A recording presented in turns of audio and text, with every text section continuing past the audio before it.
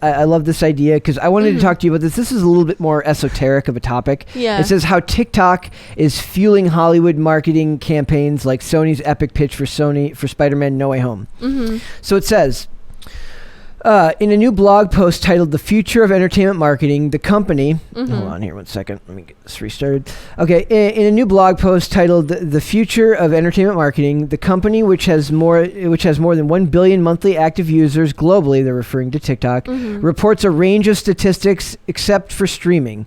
TikTok was cited as the number one activity for U.S. entertainment viewers 18 and older when they have an hour to spare. So if you've got like an hour of free time during the day, TikTok is dangerous, dude. It is. It's what do they call it? It's called like there's like a term for it. Like when you get caught in like a memory cycle where it's like once you start scrolling, you're effed. You can't stop. Yeah, like you don't even know. Like, it's like they talked about. I believe it was in the Social Dilemma, the Netflix documentary. Yeah. When they talk about how these, when you look at these platforms, how like they've evolved to like when you open Facebook, you have to click on something. Yeah. When you opened MySpace, you had to click on something. When you opened Instagram, you have to scroll to get something. When you open TikTok, it just starts playing. Yeah. You don't have any choice in the matter. And eventually, then you start scrolling and it locks you into like this weird trance. Well, that's what YouTube and Instagram are doing right now. So with YouTube Reels, Instagram Reels, and then YouTube Shorts. Like they're doing the same thing.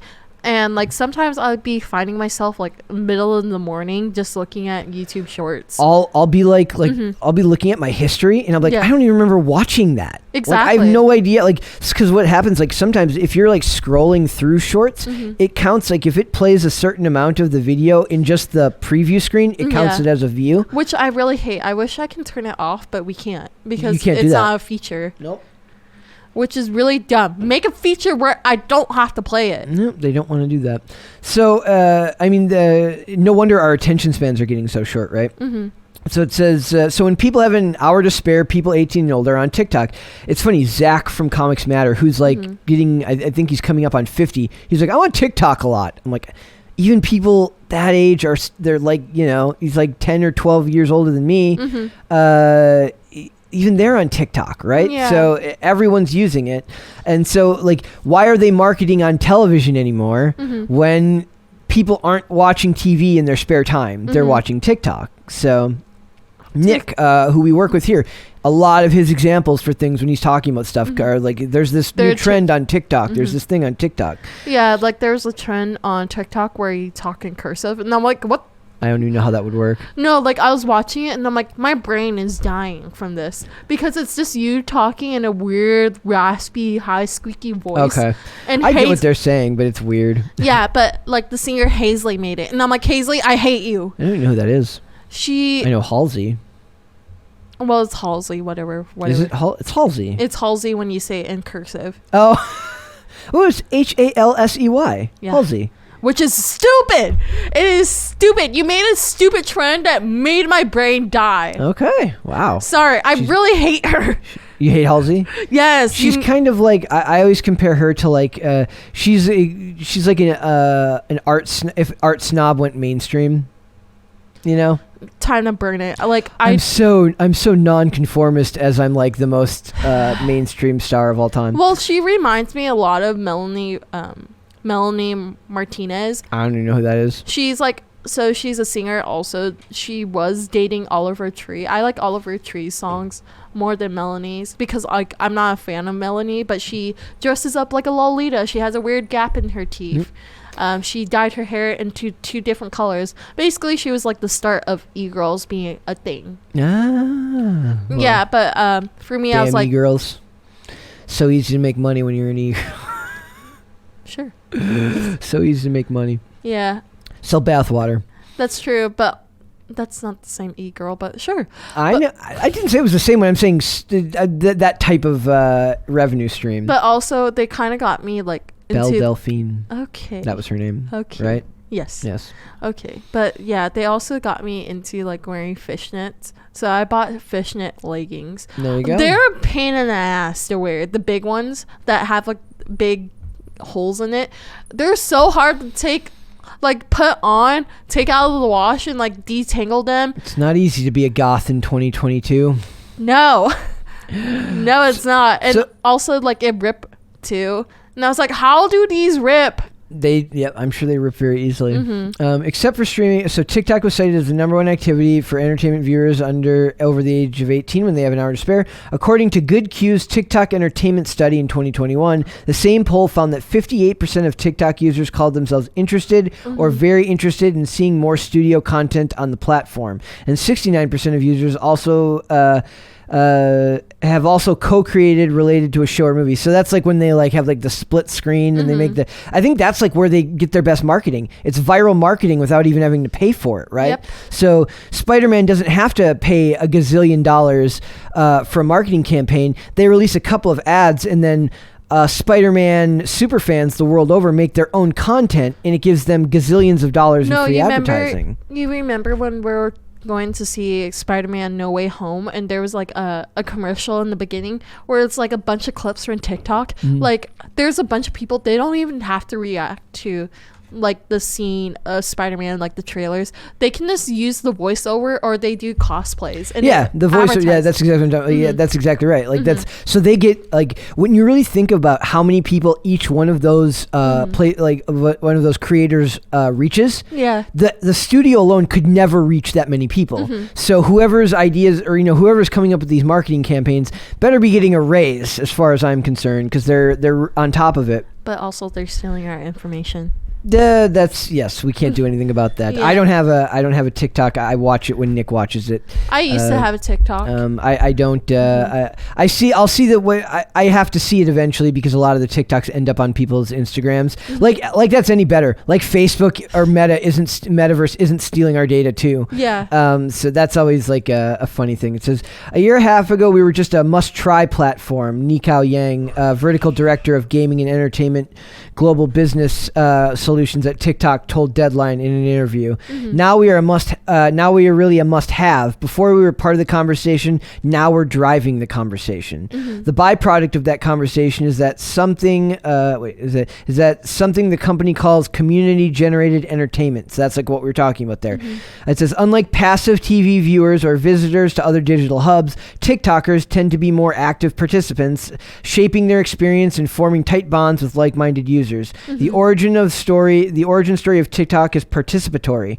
It is participatory after all.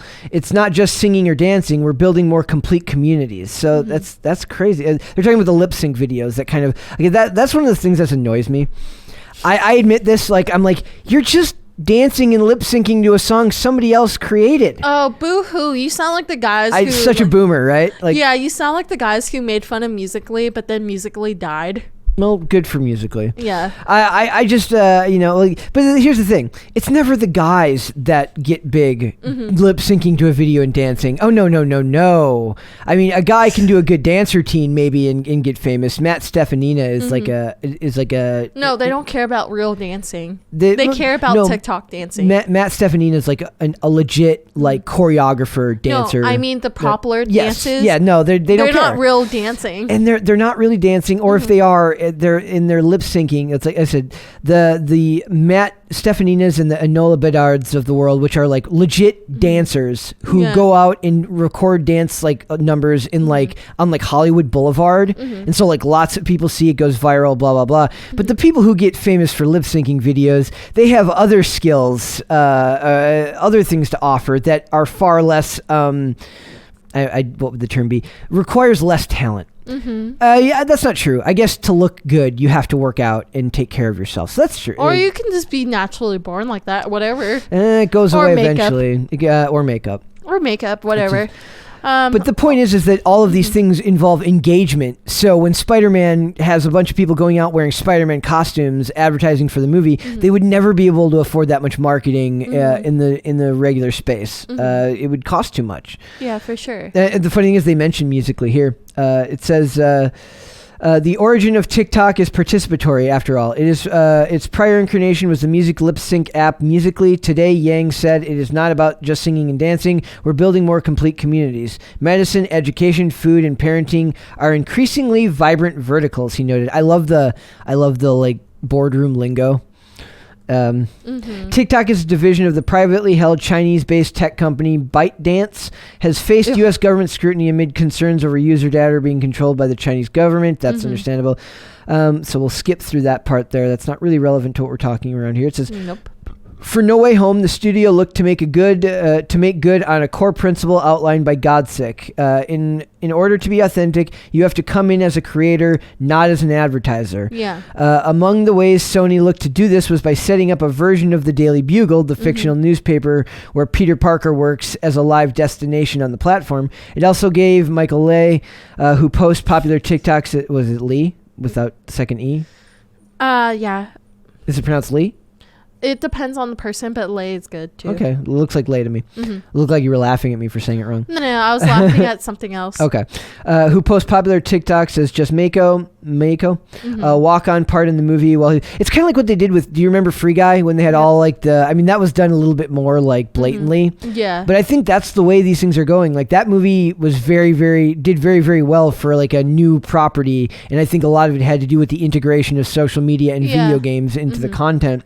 Also, Ryan Reynolds. What is happening? Ryan Reynolds is really good. Yes, he is. Yeah. Especially a role like that. That's like right up his alley. We didn't like him in Red Notice because his type of role doesn't really fit for that movie. It doesn't.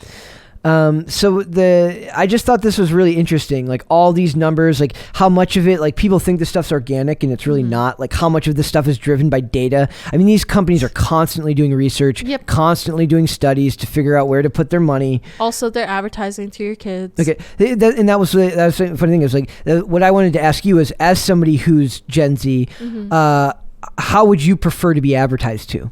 Like if it's a movie or any other product, what is going to be the way that they're going to reach you in the most? I prefer a 15-second video where I can consume all of it at once. No, but I'm saying, like if they're trying to advertise you a product, you're saying like a 15-second advertisement. Yeah. On what platform? Any platform that I'm usually on. So usually I'm on YouTube. Before I used to be on Instagram. And I used to be on TikTok also, but I wasn't really active on TikTok. I was more active on Instagram, but there was clips from TikTok. I'm too wary of TikTok. Like Instagram has Reels, but I try to avoid the Reels and just look at my timeline, right? So the second I start into Reels, I'm like, I can feel myself getting, it's like a feedback loop. That's the thing. It's like you watch and you scroll and you're like, yeah, like you lose time. You're like, holy shit, has 45 minutes really gone by? A day has passed. Yeah, and I can feel it happening. So it's like, to me, I think that as much as I think it's unhealthy, I think the best place for them to put their money is in Reels on Instagram. It's on the TikTok timeline. I think they're going to go a lot farther with it there, and then limit your budget for advertising with standard television. Because like me and you were saying, when we watch TV, unless we're reviewing it, I tend to put stuff on in the background while I'm working, while I'm getting ready for work, while I'm doing stuff at work. I'm doing other things, so I'm not nearly as engaged as you are when you're in that feedback loop, scrolling through TikTok, and your brain can't shut it off. So I do think that there's probably something to be said that for all their numbers, they're probably right about where it should go. They are, but also, boo TikTok. I know, They're trying to steal control my us. data. It says in a July 2021 survey of active TikTok users 18 and older, 41% said that when they discover a new movie on the platform, they look up a theater where they can see it. Oh, so okay, that's a lot. Yeah. Whereas they said that's more than 28% who said that they would look up a streaming service on where they could see it. So maybe it's better for movies and less good for television shows. Those expressions of interest as a result in conversations with 26% of the respondents saying that they buy tickets once they lock in on a movie and they want to see it. I think the hardest part there is just getting them from TikTok to look up the theater. That's I make a joke a lot of time. This is kind of connected. Like when I'd go buy stuff, like I want more skate shops, like where I buy, because I don't have sponsors anymore. I buy all my stuff, right? Yep. But if you do want to sponsor us, you can. No, I'm saying skating sponsors. Well, this is different. But I'm saying, like, when you go to the shop, right, you have to look up the product, make sure it's available in your size, put it in the cart, and then go to the cart. You get the tax added, the shipping added. I would love for these things to cut down the steps. Like when I go to Amazon Prime, the one touch button is freaking the one touch purchase button is freaking dangerous because I will Yeah. just swipe right and buy something that I probably don't even need. Like I think a lot of these places like should add the tax into the product, Yep. like and like a general shipping amount. It's hard to explain. Like I like Yeah. a lot of times I'll get to the payment screen, and by the time the tax is added and the shipping is added, I'm like, do I really need this? Kind of. Like for them, once they can get you from TikTok to look up the show times, you're a lot more likely to just say, I can go on Friday at this time. I'll buy the tickets now, but unless they get sold out, you know, to prevent them from being sold out. Yeah, for So sure. if they're getting people off the app and looking it up online, I think that's insane how good the marketing is becoming for this stuff. But at the same time, a lot of these movies aren't. I don't know. Spider-Man: No Way Home is the anomaly. It's not like the other movies are doing that well right now. I don't know. It's just dangerous. I just don't like TikTok. I'm like, stay away. Too easy to grab hold of you and steal all your attention. Exactly. I'm like, Yep. my attention span is already tiny as it is. I know, right? Like we get Like- stuck on social media and it's just bad. Well, also, it's because, like, it's going to be in the vlog, but I do, like, work very late nights. So I need stuff to, like, mellow out. And TikTok won't help me. Nope. I try to limit my cell phone use after a certain time. I mean, that's it's scientifically proven that you shouldn't be Yeah. using your phone late at night. It makes it much harder for you to fall asleep and get into a good rhythm, right? So I do my best to avoid it, but Yeah. it's not always like, you know, there's a period in time where I think I should probably ditch my phone for like a week and then come back to it and kind of limit that social media exposure. Yeah. I mean, I already deleted my Facebook earlier this year. That's good. Got rid of that. But I still scroll through my Instagram way too much. You should just quit cold turkey like I did. I should do that. You're probably right. Well, I still use Discord, but I only use it to talk to my friends.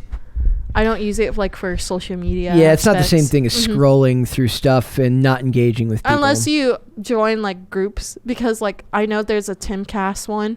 I wanted to join, but I was like, nah. It's a little weird. Yeah, I was like, nah. I work here. Lurk through it. Yeah, I'm like, let me just watch what these people are doing. Well, Social media, it's the devil. it is. Thanks for watching this clip, guys. If you want to see full episodes or follow us on social media, links are in the description below. Bye. Bye.